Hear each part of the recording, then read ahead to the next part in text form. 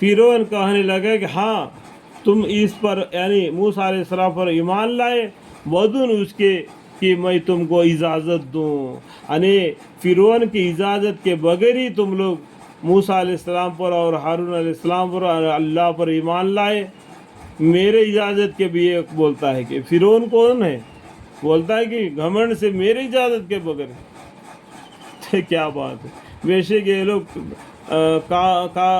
ये बेशक ये एक कार्रवाई थी जिस पर तुम्हारे अमल दरामद हुआ है इस शहर में, ताकि तुम सब इस शहर के रहने वालों को इससे बाहर निकाल दो। ये लोग तुम लोगों का एक चाल है तो यहाँ पर जी हम लोगों को निकालने का। तो इस तरीके से वो उल्टा समझ गया, क्योंकि उल्टा खोपड़ी का है ना। तो आखिरी में क्या हो गया उसका अंजाम।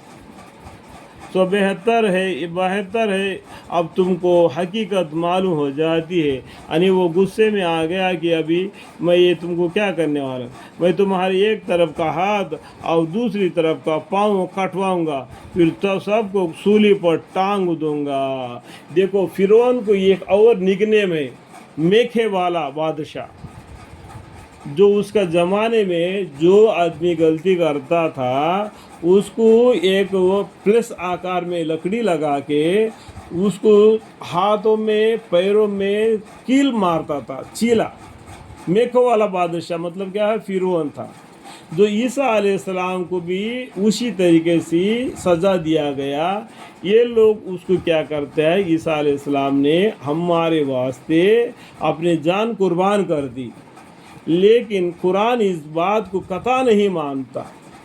कुरान ये कहता है कि आप गम मत कीजिए ईसा अलैहिस्सलाम, आपको हम अपने तरफ उठा लेंगे। क्या समझ में आ गया बात। ईसा अलैहिस्सलाम को अल्लाह ताला ने जिंदा उनके तरफ उठा लिया गया, दूसरे आदमी को उसका चेहरा लगा दिया, तो इन लोगों ने उसको ईसा अलैहिस्सलाम करके उसको सूली पर चढ़ा दिया और उनको ये मानने लगे। ये गलत ख्याल में है और उनको सरसरी बात से बतला दिए, झगड़ा करने की कोई बात नहीं, माने तो भय खैर, नहीं माने तो भी खैर, आखिरी अंजाम उनको मालूम हो जाएगा। हक बात क्या है, कुरान हक है, अल्लाह एक है और पैगम्बर सल्लल्लाहु अलैहि वसल्लम हमारी हिदायत के लिए आएंगे, उनके ऊपर एक कुरान नाजिल हो गया। इसमें कोई दबी हुई बात है नहीं मेरे भाइयों। कुरान को पढ़ो, मानी को पढ़ो, कोई दबी हुई बात नहीं। कुछ बातें हैं जो दबी हुई है और बहुत से इल्म तुम पढ़ोगे, बहुत से किताबें पढ़ोगे, वो बात को भी मालूम हो जाएगा। अगर फिर भी कोई बात नहीं मालूम हो जाता है, उसको याद करके रख लिए। जो आपके गांव में जो पढ़े लिखे आदमी मौला साहब वगैरह आते हैं तो उनसे पूछ के उसका मानी मतलब मालूम कर लेना, तब आपको अल्लाह के कुरान को पढ़ने वाले और अमल करने वाले बन जाएंगे। अगर हम कुरान को नहीं समझते और अरबी को नहीं समझते, इस तरीके से कापड़े में बांध के रख देनी है, नादानी है। इस नादानीपन से बाहर निकल आ जाओ। मांगना है तो सिर्फ अल्लाह से मांगो।